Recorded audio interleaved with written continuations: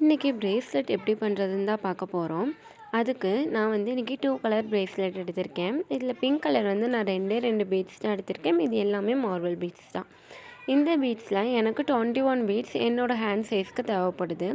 Elastic thread, charm and jump ring இது 3 plus beads, அதுக்கப்புறம் ஒரு சிசர் இருந்தால் போதும்.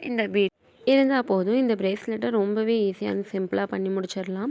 எனக்கு 21 பீட்ஸ் தேவைப்பட்டுச்சு இல்லையா, நான் 2 பீட்ஸ் வந்து அதை ஆட் பண்ணி தான் சேர்த்து தான் 21ன்னு சொன்னேன். அண்ட் வந்து இந்த பிரேஸ்லெட் மேக் பண்ணுறதெல்லாம் ரொம்பவே சிம்பிள் தான். பட் டிப்ஸ்ன்னு கேட்டிருந்தீங்கல்ல, பீப்புள்ஸை ரீச் பண்ணுறது கொஞ்சம், ஏன்னா ஆல்ரெடி நிறையா பேர் இந்த பிரேஸ்லெட் பிஸ்னஸை பண்ணிக்கிட்டு இருக்காங்க, ரொம்ப வருஷமாக பண்ணிகிட்ருக்காங்க. நம்மளுக்கெல்லாம் தெரியறதுக்கு முன்னாடி இருந்தே பண்ணிகிட்ருக்காங்க.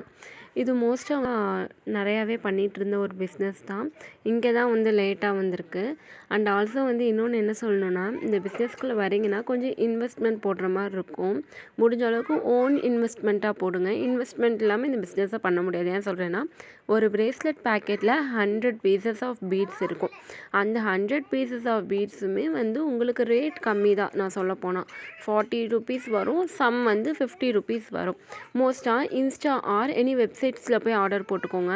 நேரில் போய் ஷாப்பில் வந்து ஆஃப்லைனில் வாங்கினீங்கன்னா கண்டிப்பாக ரேட் அதிகமாக தான் சொல்லுவாங்க. என்னோட ஒரே ஒரு ரெக்வஸ்ட் இது தான். அண்ட் அதே மாதிரி தான் நான் சொல்கிறேன், இதுக்கு வந்து உங்களுக்கு தேங்க்யூ ஸ்டிக்கர்ஸ் தேவைப்படும். அண்ட் உங்களோட பிராண்ட் ஸ்டிக்கர்ஸ் தேவைப்படும். நீங்கள் இதில் கான்ஃபிடென்ட்டாக இருந்தீங்கன்னா நீங்கள் ஒரு பிராண்ட் ஸ்டிக்கருமே போட்டுக்கோங்க. அதே மாதிரி வந்து உங்களுக்கு வந்து இதுக்கு கார்ட்போர்ட் தேவைப்படும். அந்த மாதிரி பேக் பண்ணுற கவர் தேவைப்படும். அண்ட் ஆல்சோ வந்து உங்களுக்கு வந்து நீங்கள் பீட்ஸ் வாங்கும்போதே நான் என்ன சொல்ல வரேன்னா, ஒரு 10 கலர்ஸாவது கண்டிப்பாக வாங்கியிருக்கணும். கண்டிப்பாக ஒரு 1000 ருபீஸ்லையாவது நீங்கள் இன்வெஸ்ட் பண்ணால் தான் உங்கள்கிட்ட ஒரு கொஞ்சமாவது ப்ராடக்ட் இருக்கும். அப்போ தான் நீங்கள் பீப்புளுக்கு வந்து என்கிட்ட இருக்க ப்ராடக்ட்ஸ் இது தானே நீங்கள் ஃபஸ்ட்டு ஷோ பண்ண முடியும்.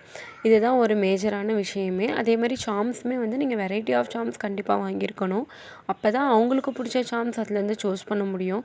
2 வாங்கி வச்சுட்டு நீங்கள் ஷோ பண்ண முடியாது. இதுதான் நம்மளோட ஃபைனல் பிக். தேங்க்யூ.